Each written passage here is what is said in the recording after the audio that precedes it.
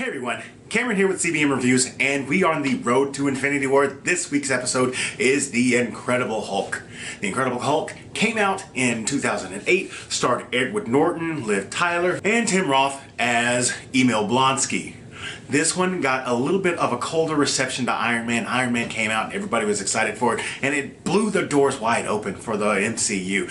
This one is the Hulk, and it should have been blowing doors open, but we had a predecessor with Ang Lee's Hulk back in 2003.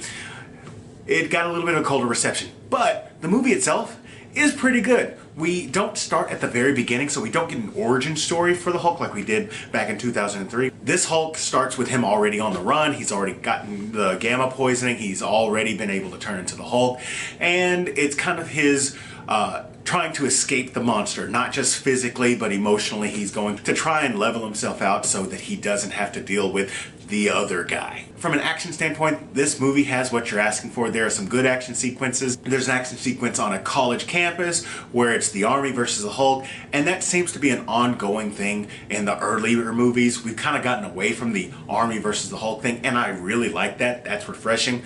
But this one doesn't disappoint. There's a scene where there's a sonic machine and he has to smash through it. There's a scene with Emil Blonsky before he turns into the Abomination, and that fight scene's actually impressive. I personally thought, as well as a friend of mine, we're going to call him Mr. Wilson. He said that that was a test run for a Captain America movie, and I could not agree with him more. That's exactly what it was, and I'm glad that it went off well because we got some of the best Captain America movies. We also got a nice action sequence in the middle of New York. I wasn't as impressed with that fight as I was with the college campus fight, even though that the one in New York had the police car boxing gloves, and who can't love police car boxing gloves? Overall, I think this movie gets a bad rap. When it first came out, it actually did pretty good. It was a fun movie to watch. The only downside to the movie is in retrospect, the movie has a lot of loose threads that don't tie in to the rest of the Marvel Cinematic Universe. From this particular perspective, it doesn't look like it's as good as the other movies, and that's a fair assessment. But when you're watching it from that current perspective, back in 2008, it's still an entertaining movie. But I'm not the only opinion that matters. I went to a few people that I know and I asked them their opinions on The Incredible Hulk, including one at a local comic book store, the Bat Cave. So let me show you what they had to say. I thought it was a good movie.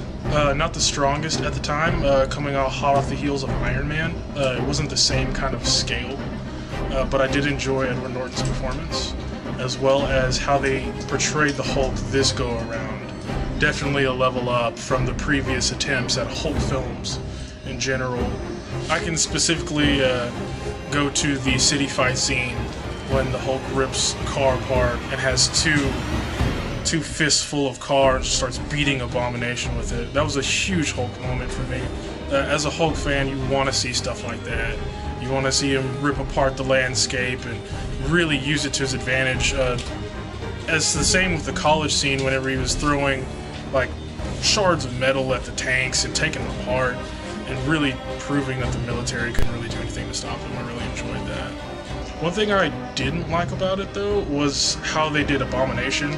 I felt like they didn't have any lead up to that, and so the movie lacked a real villain. But besides that point, I really enjoyed the action of the film. Overall enjoyed the acting and what they presented and how it started the Hulk in the cinematic universe. They really need to kind of bring his own movie and stop kind of having him ride the coattails of other heroes, so they can finally present the Hulk in his full form, almost akin to his comic book counterpart. I feel like that he deserves a full story narrative just like they've done for all the other heroes. Loved it. It was, of course, standards by that point were low because of the fact of the Ang Lee one that came out a few years before. But I felt it captured everything that was the duality of Hulk and Bruce. I also added little details that I really liked, like when his heart rate getting up, him trying to learn to control that, and even things that seemed innocuous and not related to anger also would have caused it, like when he was almost going to get lucky. And I liked how they kind of took a more Eastern approach to it. the whole mind and meditation to try to understand that side of himself. The action was there, like especially at that last scene when he's just like choking the crap out of Abomination. I was completely lost at that moment. I was actually pretty annoyed about Betty just disappearing. She doesn't get mentioned again. I don't think Betty would have given up on that much, and them suddenly dating Natasha kind of was just like, eh? Because yeah, you don't really hear about her after that. And the leader, they had a really good opening with that. And I was actually very surprised they never had a sequel because they left it very open-ended. I enjoyed it immensely. It was worth the watch. I mean, technically, yes, you can skip it and you're not going to miss anything because the way they had Mark Ruffalo in the first Avengers kind of brushed all that under the rug. The whole meditation thing. Or maybe it didn't because he found his own little way of dealing with it. Had the I'm always angry. But, I mean, I don't think it's skippable. I think it's worth watching. I thought it was a very good look and dynamic into the Bruce Hulk thing. All right.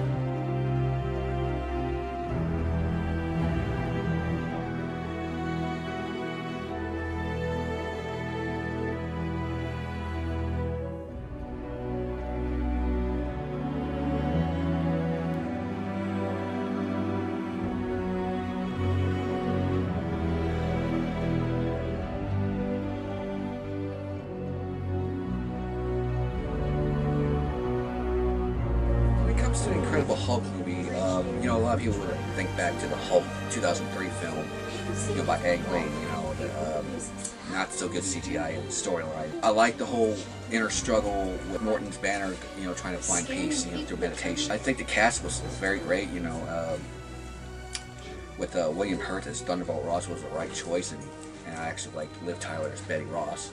What really wowed me was the fight between the Hulk versus the Abomination. How brutal and visceral it was. He even like when Abomination stuck his bone right into Hulk's skin, you see green blood coming out. You know, and it goes to show you that Hulk can be wounded.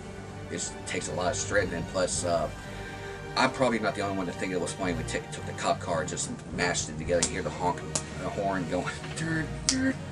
And of course, the fact that Abomination was semi-intelligent, he was able to speak still, like, you know, give me a real fight. You know, the fact that Hulk was still Banner, still in there when we saw Betty in danger, and used his thunderclap to clear the fire.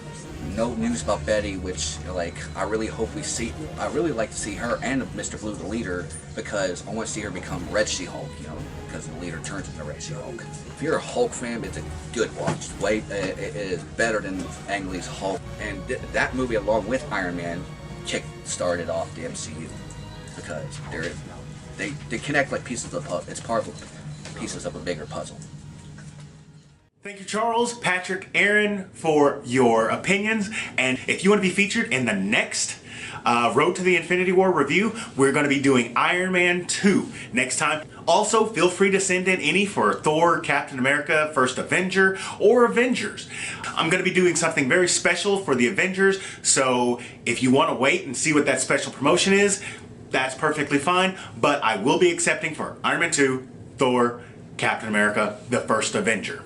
So thank you for watching. Let me know what you thought about it in the comments down below. Hit that like button, subscribe if you haven't already, and share this with all your friends. If you haven't seen the first episode, we've got the Road to Infinity War Iron Man episode right here.